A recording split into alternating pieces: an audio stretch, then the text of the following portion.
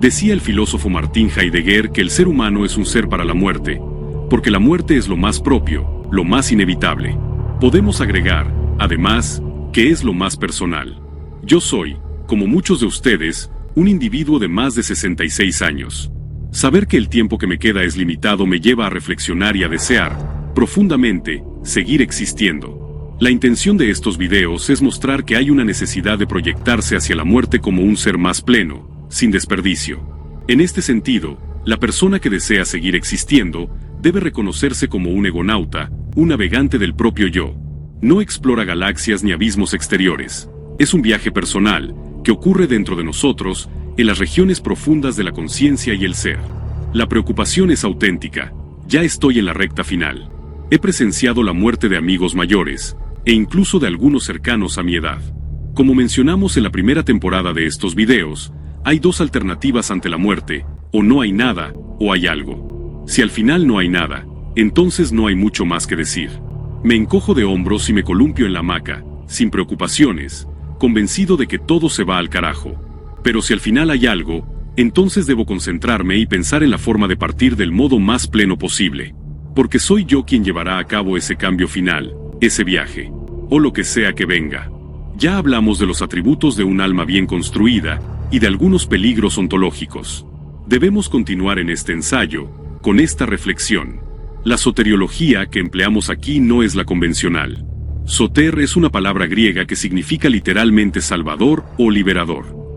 El término ha tenido un peso enorme, especialmente en contextos donde la salvación se entiende como la única vía para continuar existiendo más allá de la muerte. Uno puede buscar consejo de muchas personas sobre cómo salvarse, pero nosotros ya sabemos de qué se trata. No puedo hacer caso a las mitologías, porque sus respuestas solo sirven para tranquilizarnos y morir en calma, esperando lo mejor. Son explicaciones que consuelan en medio de la ignorancia más plena. Pero el asunto de morir es serio.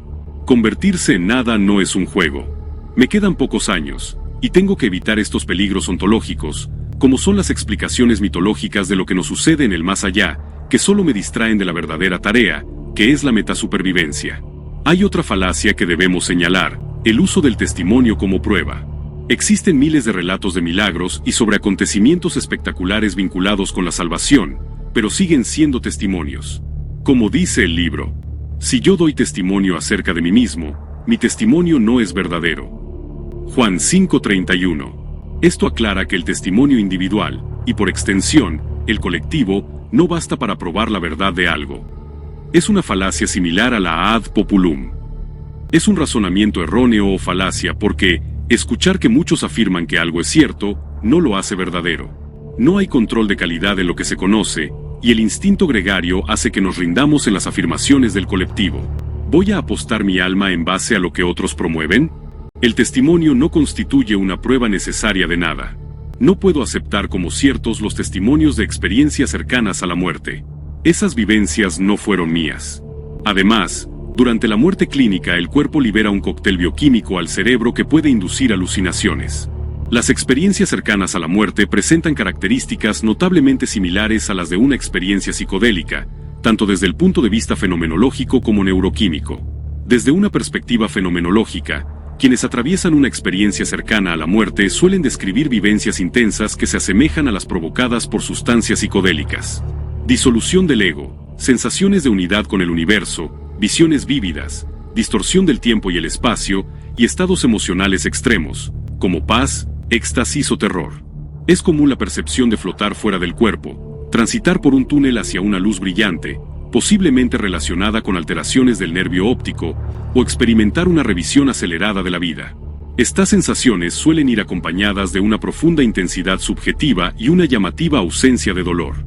Desde una perspectiva neuroquímica, las experiencias cercanas a la muerte parecen estar asociadas a respuestas extremas del cerebro ante condiciones críticas, como la hipoxia, falta de oxígeno, o la reducción del flujo sanguíneo. En estos estados, se produce una liberación masiva de neurotransmisores que alteran la conciencia. Uno de los compuestos más mencionados es la dimetiltriptamina, un potente psicodélico endógeno que podría liberarse en grandes cantidades durante momentos cercanos a la muerte o situaciones de alto estrés fisiológico. En este sentido, las experiencias cercanas a la muerte pueden entenderse como experiencias psicodélicas espontáneas, es decir, no inducidas por drogas externas, pero con mecanismos neurobiológicos y efectos subjetivos similares a los provocados por sustancias como la ketamina, un anestésico disociativo que también produce estados alterados de conciencia. Esta relación fue explorada por un estudio del equipo del CONICET en Argentina, dirigido por el neurocientífico Enzo Tagliasucchi, que comparó 625 testimonios de personas que atravesaron una experiencia cercanas a la muerte con más de 15.000 relatos de individuos que habían consumido sustancias psicoactivas. Los resultados mostraron que las descripciones más similares a las experiencias cercanas a la muerte provenían de personas que habían usado ketamina, lo que refuerza la hipótesis de que parte del contenido de estas experiencias tiene una base neuroquímica compartida con ciertos estados inducidos por drogas psicodélicas. Esta experiencia plantea preguntas fundamentales sobre la naturaleza de la conciencia, la muerte y la realidad misma. Hablando de los testimonios de los que aseguran que han muerto, ¿hasta qué punto su percepción del más allá no es sino una construcción bioquímica del cerebro en su agonía? Además, no sería raro, atendiendo a estos testimonios, que muchas tradiciones interpretan como un tránsito al otro mundo sea real. Pero es un fenómeno interno, muy subjetivo, es una forma en que el cerebro se enfrenta a su propia disolución. La persona que parecía irse al otro lado, en realidad no murió, sino que despertó de un mal viaje que evoca una experiencia alterada de la realidad. Claro, las experiencias de estas personas se parecen entre sí, porque fisiológicamente pertenecemos a la misma especie biológica. Es común ver el túnel de luz, sentir las sensaciones de plenitud, identificarse con el todo, apreciar la paz que les rodea, etc. Yo soy algo que no termina de edificarse sino hasta el último suspiro. Como dijo Paul Ricoeur, nuestra identidad es una narración que tejemos a lo largo de la vida. No nacemos ya hechos, sino como un ser en potencia, como las semillas. Los drones del colectivo son exactamente como los demás animales del genio de la especie. Padecen una formación biológica en donde el camino de su desarrollo, de nuestra formación, lo determinan los programas y directivas de la especie. Donde sin conciencia se piensa que comer, tener objetos y reproducirse intensamente, pulsando el botón hedonista, es cumplir con nuestro papel en la vida. Ese camino es el que cumple un animal común y corriente, que no dirige en ningún momento su crecimiento. Pero, nosotros, somos distintos de los demás animales. Sufrimos un desarrollo ontogenético donde nuestra conciencia determina el cauce, el camino, de nuestra formación. Se ha invertido muchísimo dinero, tiempo y energía en el sexo sin propósito, que es hedonista, sin procreación. Lo cual es una acción bastante absurda para seres inteligentes, pero comprensible para drones que no gobiernan su cuerpo. Sexo en ausencia de procreación es absurdo. Entonces, ¿por qué lo hacen? Porque hace feliz al sistema límbico, por eso. Pero es bastante absurdo, en realidad. Por ello podríamos decir que el culto a Onán está muy extendido, incluso gobierna y genera nuevas ideologías, que hace tiempo eran condenables pero ahora son políticamente correctas. No somos una esencia fija, sino una existencia en construcción. Somos esencialmente seres pertenecientes al reino animal, y como tales estamos sujetos a sus directivas reproductivas. Pero si vivimos como animales, moriremos como animales. Uno se transforma en lo que ama, y si lo que los drones del colectivo aman el onanismo y hedonismo, en eso terminarán, en una clara naturaleza animal. Si el individuo ama la naturaleza animal, en eso se convertirá. Y al final, no habrá trascendencia, porque se transformó en la mínima expresión de su ser. La persona dueña de sí misma, que se conoce, es la que es capaz de cambiar su programación. De niños éramos nosotros mismos, ignorantes de la influencia del genio de la especie. En Mateo 18:3, dice que si no se convierten y se hacen como niños, no entrarán en el reino de los cielos, refiriéndose al mejor lugar tras la muerte. Por eso, mientras el aliento me acompañe, mi tarea no es asegurarme de una salvación prometida, revelada por otros, una falacia tremenda, donde sigo siendo el mismo que antes era. Sino que tengo que asegurar una salvación construida con honestidad, con el único material que tengo a mi disposición, que es mi propio ser. No deseo morir dormido en una fantasía consoladora, sino despierto, lúcido, con la frente clara, sabiendo que hasta el final fui fiel a mi búsqueda. Morir no es rendirse. Es el acto último de la vida. Y si lo enfrento con autenticidad, entonces mi muerte, esa que me pertenece y me define, también podrá asegurar mi plenitud futura.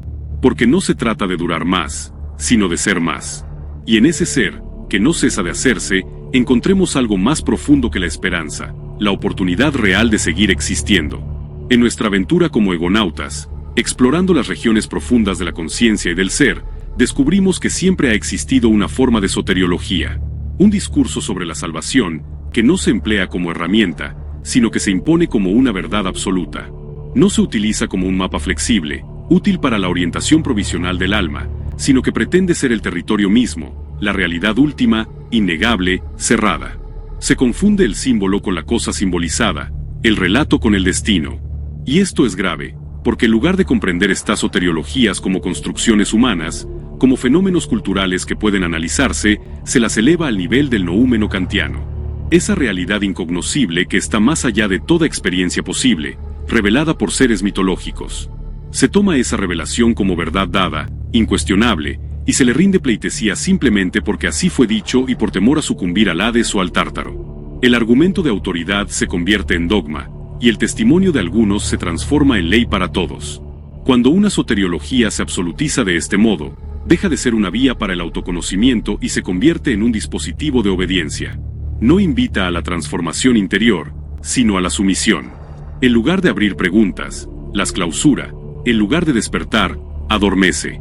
Porque si la salvación ya ha sido revelada, definida y sellada por otro, por un profeta, un libro o una institución, entonces el ser no explora, no evoluciona. Este es un gran peligro ontológico para lograr la salvación.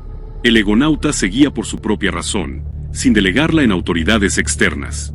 No acepta que otros piensen por él, ni que definan el sentido de su existencia. Como afirmaba Kant en su llamado al esclarecimiento, la vida exige valor para pensar por uno mismo, y él decía, sapere aude. Atrévete a saber. Kant definió la minoría de edad como la incapacidad del ser humano para servirse de su propio entendimiento sin la dirección de otro. Al dron le falta valor para construir su propio modelo del mundo y toma los que ya han sido creados por autoridades externas, ya sean religiosas, políticas o culturales.